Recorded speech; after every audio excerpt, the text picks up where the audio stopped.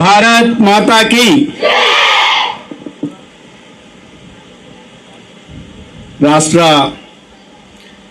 ST commission chairman सुदीर्घ कालं पाटू गिरिजन అభివృద్ధి కోసం కృషి చేస్తున్న పెద్దలు వజిరెడ్డి గారు నిరంతరం ప్రజాక్షేత్రంలో ఉంటూ రంపచోడవరం నియోజకవర్గానికి సంబంధించి అనేక సమస్యల్ని అసెంబ్లీలో లేవనెత్తుతూ వాటి పరిష్కారం కోసం ప్రయత్నం చేస్తున్న గౌరవ శాసనసభ్యురాలు శిరీషాదేవి గారు మెంతైన కొత్తల్లో కనిపిస్తే చాలు మా చాలా మారుమూల ప్రాంతం అండి, మా దగ్గర అంత గిరిజనులు ఉంటారు, పేదవాళ్ళు, ఆసుపత్రులకు ఇబ్బందిగా ఉంటుంది, వైద్య సేవలు అందాలంటే కష్టంగా ఉంటుంది. గ్రామాల్లో ఆయుష్మాన్ ఆరోగ్య మందిర్లు హెచ్డబ్ల్యూసి హెల్త్ అండ్ వెల్నెస్ సెంటర్లు మంజూరు చేశారు కానీ సరైన భవనాలు లేవు అని నిరంతరం చెబుతున్న క్రమంలో మన ప్రభుత్వం గౌరవ ముఖ్యమంత్రి గారు రంపచోడవరం నియోజకవర్గంలో గ్రామాల్లో వివిధ దశల్లో ఆగిపోయిన ఆయుష్మాన్ ఆరోగ్య మందిర్లని 94 ఆరోగ్య మందిర్లని మంజూరు చేసింది. అదే కాకుండా 8 బ్లాక్ పబ్లిక్ హెల్త్ యూనిట్లని 2 కొత్త పిఎస్సీలను కూడా మంజూరు చేసి నిధులు చేయడం అనేది మొత్తంగా 46 కోట్లు ఈ రంపచోడవరం నియోజకవర్గంలో ప్రాథమిక వైద్యంలో అందించడం జరిగింది. అటువంటి సోదరి శిరీషాదేవి గారు ఒక డైనమిక్ కలెక్టర్. నేను చాలా దగ్గరగా ఇద్దరం కలిసి 1 సంవత్సరం పాటు పనిచేశాం. ఆయుష్ డైరెక్టర్గా, ఎన్టీఆర్ వైద్య సేవ ట్రస్ట్ సిఇఓగా అనేక సంస్కరణలు తీసుకొచ్చి తను ఉన్న సంవత్సరం కాలంలోనే వాడికి ఒక కొత్త దిశని తీసుకొచ్చి ఇవాళ పోలవరం జిల్లా కొత్తగా ఏర్పాటైన తర్వాత ఆ జిల్లా అభివృద్ధి కోసం కృషి చేస్తున్న జిల్లా కలెక్టర్ దినేష్ కుమార్ గారికి, director public health doctor Padmavathi గారికి, మైనార్టీ కార్పొరేషన్ సభ్యులు సుభాన్ గారికి, ఎన్హెచ్ఎం ప్రాజెక్ట్ మేనేజర్ దేవి గారికి, డిఎంహెచ్ఓ సరిత గారికి, ఆర్డీఓ స్వాతి గారికి, ఝాన్సీ గారికి, RBSK state program officer doctor Subrahmanyam గారికి, అదేవిధంగా భారతీయ జనతా పార్టీ మాజీ జిల్లా అధ్యక్షులు కొండల దొర గారికి, మాజీ శాసనసభ్యులు విశ్వనాథం గారికి, సుబ్రకుమారి గారికి, ముఖ్యంగా ఇవాళ ఈ కార్యక్రమంలో పాల్గొంటున్న ఉపాధ్యాయులకి, వైద్య సిబ్బందికి, పత్రికా మిత్రులకి నమస్కారం. పిల్లలకందరికీ కూడా శుభాశిష్యులు. నేను ఇప్పుడే కలెక్టర్ గారితో చెప్తున్నాను, ఎంత అందంగా ఉంది ఈ స్కూల్, ఈ ప్రాంగణం, మంచి గ్రౌండు, మంచి క్రమశిక్షణ డిసిప్లిన్ ఉన్న విద్యార్థులు, మంచిగా పాఠం చెప్పే టీచర్లు, ఎటు చూసినా పచ్చని వాతావరణం, అదే సమయంలో వర్ణదేవుడు కూడా కరుణించి వర్షం కురిపించడం, వాతావరణం కూడా చల్లగా కావడం, ఇది చూస్తుంటే మేమిద్దరం ఆడుకుంటున్నాం. నేను చదివిన స్కూళ్ళన్నీ గ్రౌండ్ ఉండేది కాదు, ఒక్కొక్క రూమ్లోనే 60-70 మంది ఉండేవాళ్ళం, ఇటువంటి విశాల ప్రాంగణం ఉండేది కాదు, చెట్లు అనేది అసలే ఉండేవి కాదు. అటువంటి పరిస్థితి నుంచి వాళ్ళ స్కూల్ చూస్తుంటే మళ్ళీ నేను చిన్నవాడిని అయిపోయి మీ వయసులోకి వెళ్ళిపోయి 7వ తరగతి 8వ తరగతిలోకి వెళ్ళి ఈ పాఠశాలలో చేరదామనిపిస్తుంది. చేర్చుకుంటారా? వచ్చాయినా? కలెక్టర్ గారి దగ్గర యూనిఫామ్ తీసుకొని వచ్చాయినా? ధన్యవాదాలు. అలా అనిపిస్తోంది నిజంగా, మళ్ళీ బాల్యంలోకి వెళ్ళిపోయి ఇటువంటి స్కూల్లో చదవాలని అనిపిస్తా ఉంది. ఇవాళ ఇటువంటి మంచి ప్రాంతం నుంచి ఒక మంచి కార్యక్రమాన్ని, రాష్ట్ర బాల స్వాస్థ్య కార్యక్రమం, కేంద్ర ప్రభుత్వం ప్రధానమంత్రి గారు అమలు చేస్తున్న ఈ కార్యక్రమాన్ని, రాష్ట్ర వ్యాప్తంగా ఉంటున్న కార్యక్రమాన్ని మనం రంపచోడవరం నుంచి, మన ఆశ్రమ పాఠశాల నుంచి ప్రారంభించుకోవడం చాలా సంతోషంగా ఉంది. ఈ సంవత్సరం ఈ కార్యక్రమాన్ని దేశంలోనే మొట్టమొదటిగా ప్రారంభిస్తున్న రాష్ట్రం ఆంధ్రప్రదేశ్ అని మన రంపచోడవరం నుంచి మనం ప్రారంభించుకుంటున్నాం. ఈ కార్యక్రమం గురించి చాలా చెప్పారు. ఇవాళ పిల్లలే రేపు భవిష్యత్తు మనం వింటూ ఉంటాం. మన ముఖ్యమంత్రి గారు చెప్తా ఉంటారు. ముఖ్యమంత్రి గారు స్వర్ణాంధ్ర అని ఒక హెల్దీ వెల్దీ హ్యాపీ ఆంధ్రప్రదేశ్ నిర్మాణం చేయాలి అని. అది ఎప్పుడు జరగాలి? అదేవిధంగా ప్రధానమంత్రి గారు చెప్తుంటారు వికసిత భారత్ నిర్మాణం చేయాలి అని. వికసిత భారత్ నిర్మాణం, ఆ స్వర్ణాంధ్ర నిర్మాణం ఎప్పటి లోపల జరగాలని ఒక లక్ష్యం పెట్టుకున్నారంటే 2047 నాటికి. పిల్లల్లో చెప్పండి నాకు, 2047 నాటికి ఇంపార్టెన్స్ ఏంటి? 2047 ఇంపార్టెన్స్ ఎవరినో చెప్తారా? ఎమ్మెల్యే గారు అది ఇలా అంటుంటారు, వదరే తగ్గేది అని. ఏ సినిమా?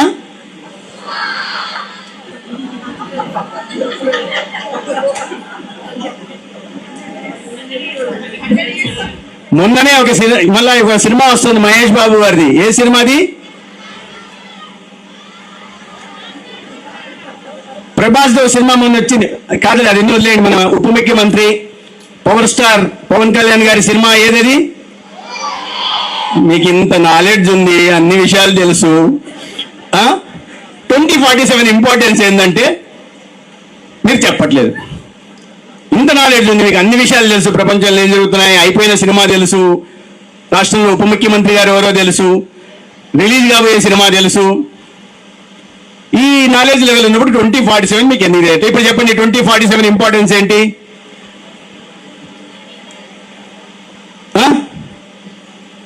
పీర్ లీడర్ ఎక్కడ? దుర్గా ప్రసాద్. పీర్ లీడర్ దుర్గా ప్రసాద్ ఎక్కడున్నాడు? చేతమ్మా. ఇంకో పీర్ లీడర్ తీర్థశ్రీ ఎక్కడ? ఆ తీర్థశ్రీ కమాన్ గెట్ అప్. నాకు ఇప్పుడు చెప్పు, what is the importance of 2047?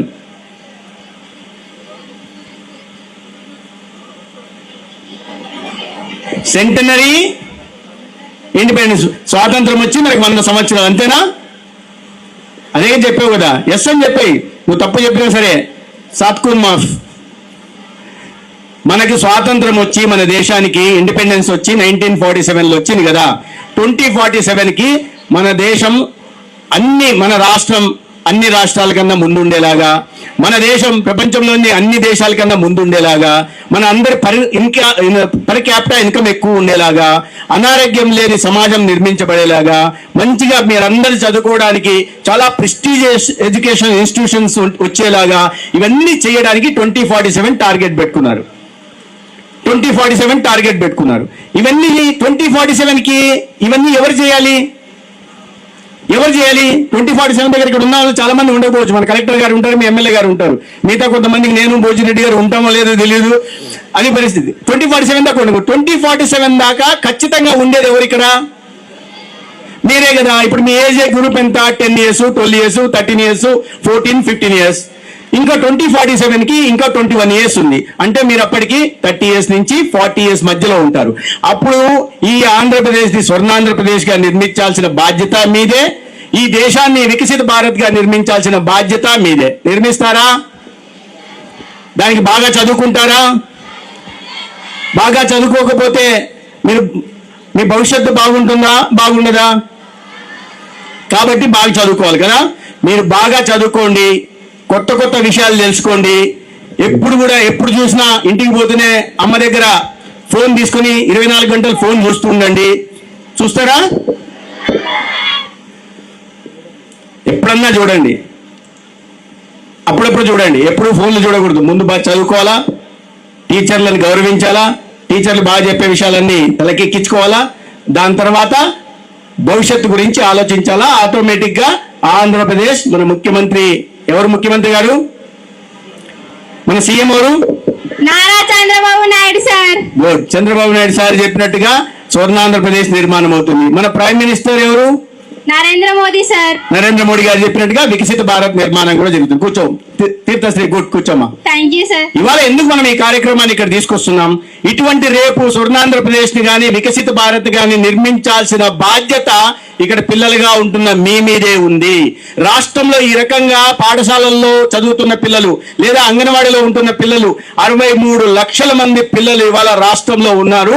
వాళ్ళు ఆరోగ్యంగా ఉంటేనే ఏ పనైనా చేయగలరు, వాళ్ళు ఆరోగ్యంగా ఉంటేనే మంచిగా చదువుకోగలరు, వాళ్ళు ఆరోగ్యంగా ఉంటేనే మంచిగా ఉద్యోగాన్ని సంపాదించగలరు, వాళ్ళు ఆరోగ్యంగా ఉంటేనే మంచిగా ఉద్యోగాన్ని సంపాదించుకొని తర్వాత తల్లిదండ్రులను బాగా చూసుకోగలరు, వాళ్ళ భవిష్యత్తును నిర్మించుకోగలరు. రాబోయే రోజుల్లో ఇలా కలెక్టర్ గారన్నా లేదంటే ఇలా ఎమ్మెల్యే గారు లాగానో అయ్యే అవకాశం ఉంది. లేదా చాలా మంది డాక్టర్లు ఉన్నారు ఇక్కడ. వీళ్ళలాగా డాక్టర్లు కావాలంటే ముందు ఉండాల్సింది ఆరోగ్యం. ఆ ఆరోగ్యం బాగుండాలనే ఉద్దేశంతో కేంద్రంలో ప్రధానమంత్రి నరేంద్ర మోడీ గారు, రాష్ట్రంలో ముఖ్యమంత్రి చంద్రబాబు నాయుడు గారు కలిసి మీ అందరికీ ఆరోగ్యం గురించి, మీకు అనారోగ్యం ఉందనే విషయం మీకు తెలియదు కాబట్టి ఈ కార్యక్రమాన్ని తీసుకొచ్చి మన రాష్ట్రంలో చిన్న పిల్లలు పుట్టిన బిడ్డల దగ్గర నుంచి 12th క్లాస్ దాకా చదువుతున్న పిల్లలు ఎవరైతే ఉన్నారో పాఠశాలలో మొత్తం 63 లక్షల మందికి ఆర్బీఎస్కే ద్వారా పరీక్షలు చేయడం. ఇప్పటిదాకా చాలా మంది చెప్పారు 4Ds అని చెప్పారు.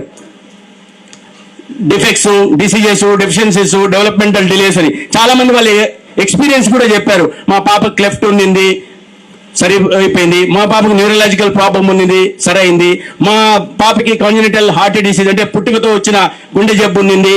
ఇదే ఆర్బీఎస్కి ద్వారా పరీక్ష చేసిన తర్వాత డిస్ట్రిక్ట్ ఎర్లీ ఇంటర్వెన్షన్ సెంటర్కి పంపిస్తే అక్కడ డాక్టర్లు చాలా బాగా చూసుకుని ఎక్కడికెక్కడ వెళ్ళాలో రెఫర్ చేసిన తర్వాత ఇవాళ ఆపరేషన్ అయిపోయింది, చాలా ఆరోగ్యంగా ఉంది. ఇవన్నీ చెప్పారు. ఇవన్నీ ఎందుకు చేస్తున్నారంటే ఇటువంటి వ్యాధులు భవిష్యత్తులో మీకు రాకుండా ఉండడం కోసం 38 రకాల వ్యాధుల్ని గుర్తించడం కోసం ఈ రకంగా పరీక్షలు నిర్వహించడం. పరీక్షలు నిర్వహించిన తర్వాత ఆరోగ్యంగా ఉంటున్న పిల్లల్ని సరే అనారోగ్య వీటిల్లో ఏదన్నా వాటితో బాధపడుతున్న పిల్లల్ని గుర్తించి వారికి సరైన వైద్యం అందించి భవిష్యత్తులో మీరు అనారోగ్యం బారిన పడకుండా ఒక ఆరోగ్యవంతమైన పిల్లలుగా ఉండి ఒక ఆరోగ్యవంతమైన భవిష్యత్తు ద్వారా ఆరోగ్యవంతమైన సమాజాన్ని, రాష్ట్రాన్ని, దేశాన్ని నిర్మించడం కోసం ఈ కార్యక్రమం తీసుకురావడం జరిగింది. అనేక కార్యక్రమం చాలా ఉన్నారా? మీరందరూ ఏమేమి చెప్పారు? 4Ds అని చెప్పారు. చాలా వ్యాధుల గురించి చెప్పారు. పుట్టుకతో వచ్చే వ్యాధులు లేదా పుట్టుకతో వచ్చే డెవలప్మెంటల్ డిలేస్, పుట్టుకతో ఎదుగుల లేని విషయాలు, చాలా విషయాలు చెప్పారు.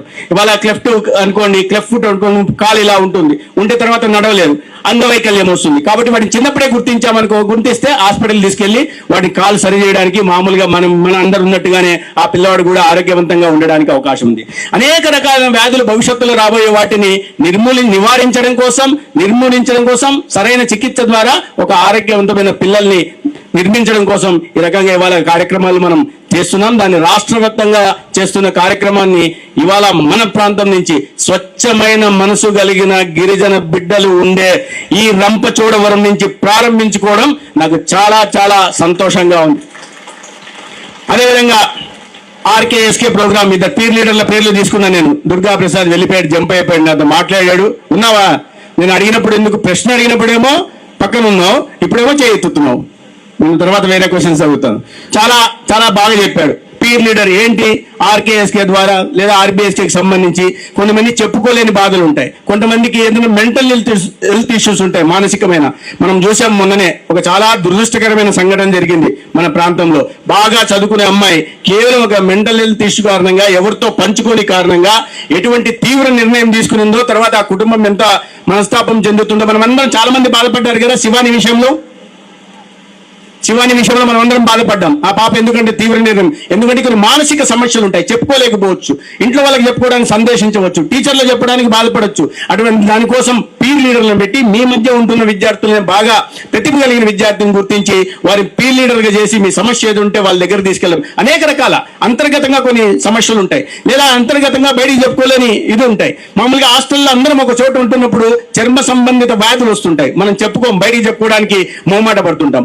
ముఖ్యంగా అమ్మాయిలు అయితే ఇప్పుడు తీర్థశ్రీ చెప్పింది ఈ సెక్షువల్ రీప్రొడక్టివ్ హెల్త్ గురించి, మెన్స్ట్రువల్ సైకిల్ నడుస్తున్నప్పుడు వస్తున్న ఇబ్బందుల గురించి, ఓవర్ బ్లీడింగ్ గురించి, లేదా హైజీనిక్ గా ఉండడం కోసం శానిటరీ ప్యాడ్స్ వాడడం గురించి, వీటి గురించి మనం మొహమాట పడకూడదు. చెప్పుకోవాలా, ఇంట్లో అమ్మాయి చెప్పగలగాల, లేదంటే అమ్మ తర్వాత అమ్మ స్కూల్లో వచ్చి టీచర్కి చెప్పగలగాల, లేదంటే మన మధ్య ఉంటున్న పీర్ లీడర్ చెప్పి మన సమస్య చెప్తే వాళ్ళు దాన్ని తీసుకెళ్లిన టీచర్ దగ్గరకో లేదా తల్లిదండ్రులకో, లేదా ప్రధానంగా మా ఆరోగ్య వ్యవస్థల్లో చాలా స్ట్రాంగ్ పిల్లర్స్ గా ఉంటున్న ఆశా సోదరిమణులు, ఏఎన్ఎంలు, ఎంఎల్హెచ్పీలు మెడికల్ ఆఫీసర్లు ఎవరైతే ఉన్నారో వాళ్ళ దగ్గరికి మీ సమస్య తీసుకెళ్తే ఆ సమస్యను అది ఏ అనారోగ్యం సంబంధించిన కావచ్చు, చర్మ వ్యాధులకు సంబంధించిన కావచ్చు, ఇతరత్ర సమస్యలు కావచ్చు, లేదా మానసిక సంబంధించిన వ్యాధులు కావచ్చు, అది ఎంత పెద్ద డాక్టర్తో అయినా టెలిమెడిసిన్ ద్వారా మాట్లాడించి ఆ సమస్యకు పరిష్కారం చూపే బాధ్యత వాళ్ళు తీసుకుంటారు. అందుకని ఈ ప్రోగ్రామ్ ని రాష్ట్ర కిషోర్ స్వాస్థ్య కార్యక్రమం కానీ, రాష్ట్ర బాల స్వాస్థ్య కార్యక్రమం కానీ, ఈ కార్యక్రమాన్ని కేంద్ర ప్రభుత్వం తీసుకొస్తే మన రాష్ట్రంలో ముఖ్యమంత్రి చంద్రబాబు నాయుడు గారు, ఉప ముఖ్యమంత్రి పవన్ కళ్యాణ్ గారు వీటిని సమర్థవంతంగా నిర్వహించడం కోసం దీని ప్రారంభాన్ని మారుమూల ప్రాంతాలకి, ఇప్పుడే సోదరి చెప్తున్నారు, ఎక్కడో విజయనగరం నుంచి వచ్చి ఈ కార్యక్రమానికి వచ్చారు, మళ్ళీ అంత దూరం వెళ్ళాలి, ధన్యవాదాలు. ఇది నేను నా అదృష్టంగా భావిస్తున్నా. ప్రకృతి తల్లి ఇవాళ కరుణించింది. ఈ కార్యక్రమం సందర్భంగా వర్షం కూడా వస్తాను. ఎమ్మెల్యే గారు చెప్పారు ఇప్పుడే వర్షం వస్తుంది, పాడవుతుంది. కాదమ్మా, ఇవాళ ఎల్నినో ప్రభావం ఉంది. దేశమంతా, ప్రపంచమంతా, దేశమేంది ప్రపంచమంతా ఇబ్బందులు ఎదుర్కొనే తీవ్రమైన కరువు, దుర్భిక్ష పరిస్థితులు వస్తాయి, వర్షాభావ పరిస్థితులు వస్తాయి, రైతన్నలు చాలా ఇబ్బందుల్లో పడతారు. ఈ సమయంలో వర్షం కురిసిందంటే మన ఇదేంటి, పైగా మనకి తొలకరి జల్లు ఏదైతే ఇవాళ కురిసిందో మనం చేస్తున్న మంచి పనికి పైన నుంచి వానదేవుడు కరుణించినట్టుగా నేను భావిస్తున్నాను. ఇటువంటి కార్యక్రమాల్ని తీసుకురావడమే కాకుండా పిల్లల్లో అనేక సమస్యలు చెప్పుకోకపోవడం వల్ల ఆత్మన్యూనత, ఏదైనా సమస్య ఉంటే చెప్పుకోలేని కారణం వల్ల డిప్రెషన్ అనే పెద్ద పదం వాడని కానీ ఒక ఆత్మన్యూనత భావంలోకి వెళ్తారు. ఏమన్నా అనుకుంటారేమో, వాళ్ళు ఏమన్నా అనుకుంటారేమో ఒక స్టిగ్మా ఉంటుంది. ఆ స్టిగ్మా నుంచి బయటికి రావాల్సి ఉంది.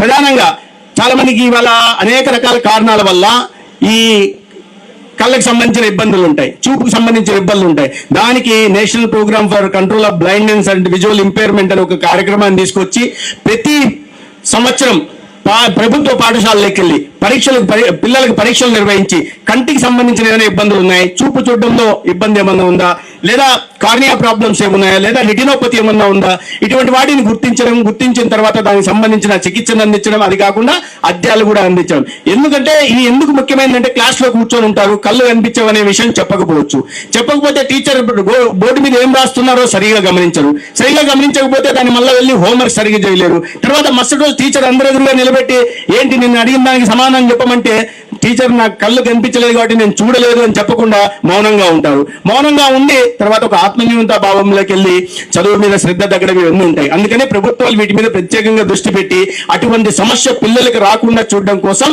మన స్కూళ్ళకే వచ్చి పరీక్షలు నిర్వహించిన తర్వాత మీకు ఏమైనా ఇబ్బందులు ఉంటే వాటి ఇబ్బందికి పరిష్కారం చూడడం, చికిత్స అందించడం, కళ్ళ అద్దాలు కూడా అందించి తద్వారా మీరు బాగా బోర్డు మీద రాస్తున్నాయి చేసి పుస్తకంలో ఇబ్బంది పడకుండా బాగా చదువుకోవాలనే ఉద్దేశంతో మన కూటమి ప్రభుత్వం తీసుకొచ్చిన కార్యక్రమాలు ఉన్నాయి. దానికి తోడు ఇవాళ కలెక్టర్ గారు చెప్తున్నారు, గతంలో 30 పరీక్షలు ఉండేవి, 8 కొత్తగా పెట్టాం. ఏం కొత్తగా పెట్టాం అంటే మామూలు పెద్దవాళ్ళకి చేస్తుంటాం. బీపీ ఎవరికి వస్తుంది, పెద్దవాళ్ళకి వచ్చేది. డయాబెటీస్ ఎవరికి వచ్చేది, పెద్దవాళ్ళకి వచ్చేది.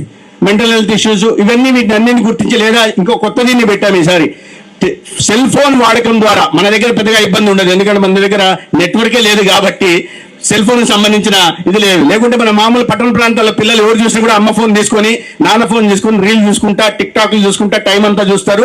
దాని కారణంగా మానసికమైన ఇబ్బందులకు గురవుతున్నారు. నా కాన్స్టిట్యూన్సీలో మనం ఎవరో బాగలేదు ఏంటని పంపిస్తే వాళ్ళకి తెలియదు. నా దగ్గరకు వచ్చిన తర్వాత నేను పంపించా, అనంతపురం ఆసుపత్రికి పంపించా. అనంతపురం ఆసుపత్రి నుంచి మళ్ళీ అబ్బాయి పిచ్చిగా చేస్తున్నాడు. 8 years అబ్బాయి ఉంటాడు, 7-8 years ఉంటాయి. ఆ అబ్బాయి పిచ్చిగా ఉన్నాడు, ఏ చదవట్లేదు, అందరి మీద చేస్తున్నాడు, కొడుతున్నాడు, తల్లి మాట వినట్లేదు, తండ్రి మాట వినట్లేదు. ఈ పరిస్థితి ఉంటే నేను హైదరాబాద్ పంపించే ప్రధానంగా తెలిసింది అంటే అనేక పరీక్షలు చేసిన తర్వాత ఆ అబ్బాయి ఎప్పుడు చూసినా ఫోన్ మీదే ఉండేవాడు. ఫోన్ కారణంగా ఇటువంటి మెంటల్ హెల్త్ ఇష్యూస్ వచ్చాయి, మానసికంగా ఇబ్బంది పడుతున్నారు, బాగా కావడానికి అనేక సంవత్సరాలు పడుతుంది అనే సమస్య. అందుకని ఇటువంటి వాటినన్నిటి కూడా వీటిని గుర్తించాం. దానికి గతంలో ఉండేది కాదు, ఇవాళ కొత్తగా ఈ కొత్త వ్యాధులు కూడా వస్తున్న నేపథ్యంలో వీటిని కూడా చేర్చాం. 38 వ్యాధుల్ని ఈ రకం చేర్చడం జరిగింది. ఇది కాకుండా కంటి సమస్యలకు సంబంధించి కూడా చేశాం. ఇవాళ 43 లక్షల మందికి కంటి పరీక్షలు నిర్వహించి 2.5 లక్షల మందికి మినిమం టార్గెట్ పెట్టుకున్నాం. 2.5 లక్షల మందికి కంటి వైద్య పరీక్షలు చేయాలా, పరీక్షలు అందరికీ చేస్తాం. 43 లక్షల మందికి చికిత్స అందించడం, కళ్ళద్దాలు 2.5 లక్షల మందికి ఇవ్వాలని ఇవాళ ఈ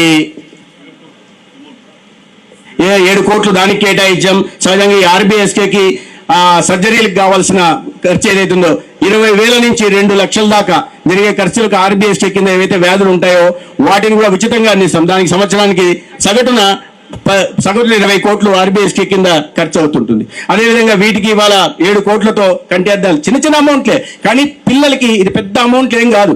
కానీ పిల్లల ఆరోగ్యం మీద ప్రభుత్వం పెడుతున్న చిత్తశుద్ధి విషయాన్ని మనం అర్థం చేయాలి. ఇప్పుడు మనందరం విన్నాం, ఒక మాట చెప్పారు ఎమ్మెల్యే గారు, ఇవన్నీ బాగున్నాయి, వాళ్ళు వచ్చి చూసేదాకా కాదు, ఆశా వర్కరు ఏమేమో వచ్చి చూడడం కాదు, మనమే ఆసుపత్రి దాకా వెళ్ళాలి ఇబ్బంది అనిపించినప్పుడు అని చెప్పారు. అది ఈ విషయాల్లో నేను ఏకీభవిస్తున్నాను. ఎందుకంటే మనం ఇవాళ ఈ నాన్ కమ్యూనికబుల్ డిసీజెస్ కోసము, బీపీ కోసం, షుగర్ కోసం చేస్తున్న పరీక్షల్లో క్యాన్సర్ కూడా చేర్చి ఇవాళ 60 నుంచి 70% ఈ ఓరల్ క్యాన్సర్ కారణంగా, బ్రెస్ట్ క్యాన్సర్ కారణంగా, లేదా సర్వైకల్ క్యాన్సర్, గర్భాశయ ముఖద్వారం క్యాన్సర్ కారణంగా మరణిస్తున్న వారి సంఖ్య ఎక్కువ ఉంది. కాబట్టి క్యాన్సర్ తీవ్రత చాలా పెరిగింది. కాబట్టి పోయిన సంవత్సరమే మన దేశంలో 15,60,000 మంది కొత్త క్యాన్సర్ కేసులు వస్తే దాంట్లో 8,74,000 మంది చనిపోయారు. కాబట్టి పరీక్షలు నిర్వహిస్తున్నాం. చాలా మంది వెళ్ళట్లా, ఆసుపత్రికి వెళ్ళరు. మా ఆశాలో ఏందేమో ఇంటి దగ్గరకు వచ్చినప్పుడు సహకరించరు. ఏముందిలే తర్వాత చూద్దాం, క్యాన్సర్ నాకెందుకు వస్తుంది, బాగానే ఉన్నా కదా అనిపిస్తుంటుంది. కానీ తెలియదు లోపల ఎప్పుడు క్యాన్సర్ వస్తుందో. చిన్న పాపకి లోపల కంటుందన్న విషయం ఆసుపత్రికి పోతే కానీ తెలియలే. కాబట్టి పరీక్షలు నిర్వహించాలా. ఓరల్ క్యాన్సర్ కి, బ్రెస్ట్ క్యాన్సర్ కి ఇంటి దగ్గరకు వచ్చి పరీక్ష చేస్తారు.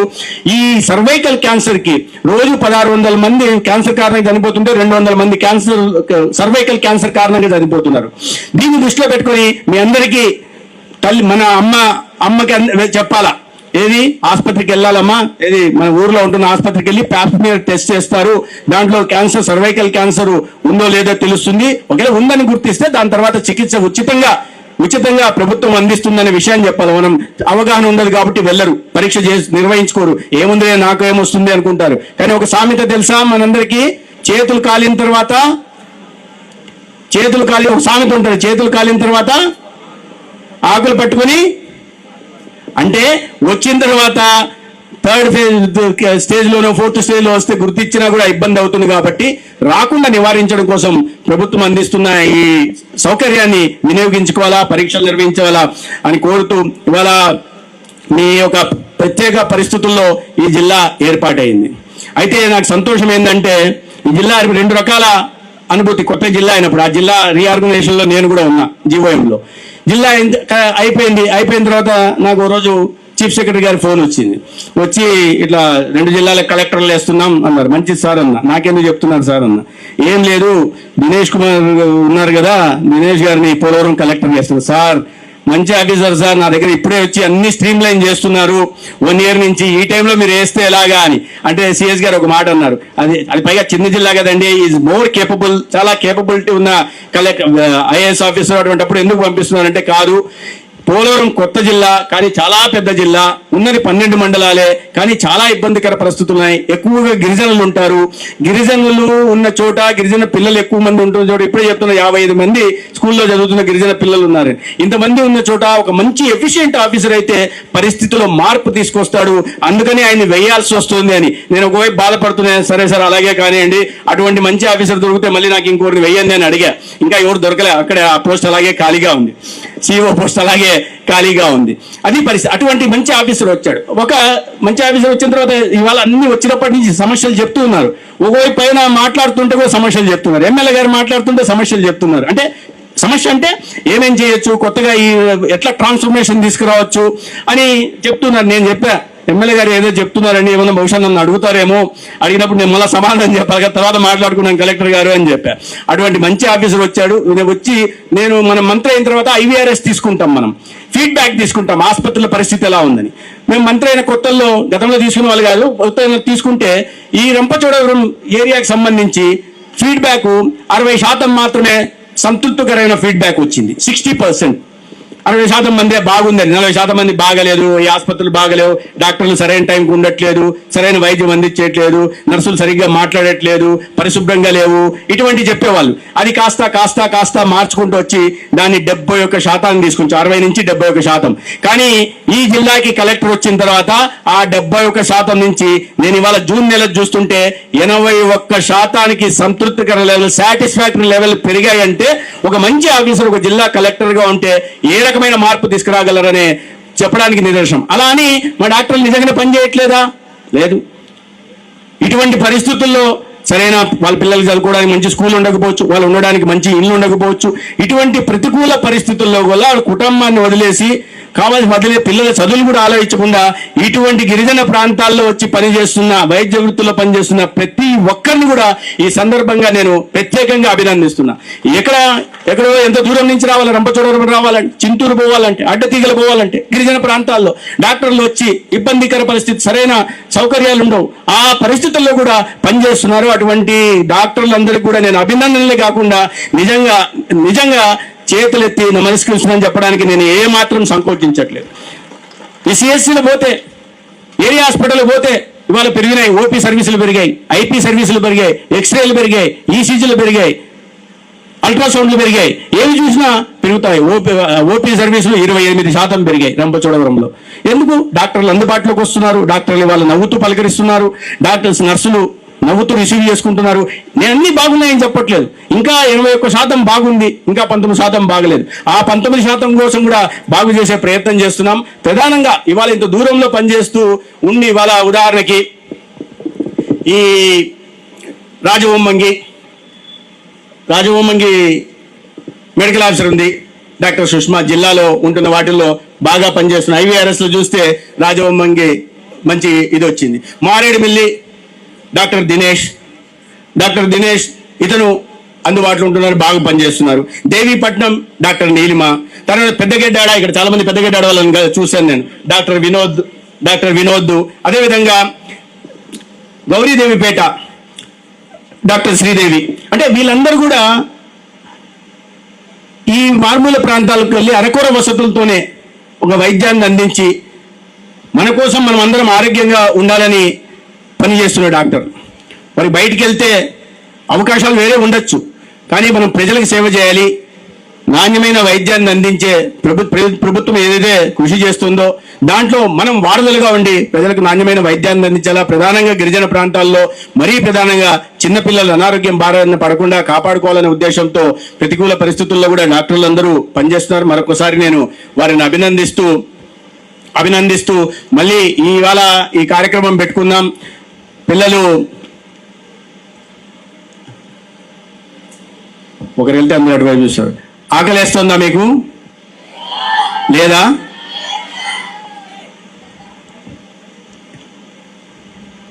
లోకేష్ సారు మొన్న వచ్చారా మన స్కూల్కి? వేరే స్కూల్కి వెళ్ళారు. లోకేష్ సార్ వస్తూనే ఒక మంచి మిడ్ డే మీల్ ప్రోగ్రామ్ తీసుకొచ్చారు, మంచి న్యూట్రిషన్స్. ఎందుకంటే అనీమియా కేసులు ఎక్కువ ఉంటాయి కాబట్టి అనీమియా బారిన పడకుండా ఉండడం కోసం ఇవాళ చెప్తా ఉండింది తీర్థశ్రీ RKSK కింద ఐరన్ ఫోలిక్ టాబ్లెట్స్ ఇస్తున్నామని చెప్పి. ఆ న్యూట్రిషియస్ ఫుడ్ చిక్కీ వస్తుందా? పాలు, ఎగ్గు. ఈ ప్రోగ్రామ్కి లోకేష్ సార్ ఒక పేరు పెట్టారు. ఏం పేరు అది? డొక్కా సీతమ్మ మధ్యాహ్న భోజన పథకం. ఎందుకంటే ఈ కార్యక్రమాలు తీసుకోవడం ఏంటంటే మీకు మంచి ఆరోగ్యం ఉండాలా, మంచి పోషకాహారాన్ని తీసుకోవాలి, తద్వారా ఆరోగ్యంగా ఉంటూ మంచిగా చదువుకోవాలనే ఉద్దేశంతో తీసుకొచ్చిన అనేక కార్యక్రమాలు. సందర్భంగా ఉపాధ్యాయులను కలిసినందుకు కొంతమంది తల్లిదండ్రులు ఉన్నారు, పత్రికా మిత్రులకి, అనేక మంది డాక్టర్లకి ధన్యవాదాలు తెలియజేసుకుంటూ, ముఖ్యంగా ఆశ్రమ పాఠశాల విద్యార్థులందరికీ కూడా ప్రత్యేకంగా అభినందనలు, శుభాకాంక్షలు తెలియజేసుకుంటూ మీ అందరికీ మంచి ఉజ్వల భవిష్యత్తు ఉండాలని, భవిష్యత్తులో మీరందరూ బాగా చదువుకొని మంచి స్థానానికి చేరి మీ తల్లిదండ్రులకు గౌరవం తెచ్చి మీకు చదువు చెప్పిన టీచర్లకు కూడా గౌరవం పెరిగేలా చేసి మన ప్రాంతానికి కూడా మంచి పేరు తీసుకురావాలని కోరుకుంటూ సెలవు తీసుకుంటాను. భారత్ మాతాకి. గట్టిగా చెప్తేనే, ఇంకా గట్టిగా చెప్తేనే, లేదంటే భోజనం లేని వాళ్ళ. భారత్ మాతాకి. ధన్యవాదాలు.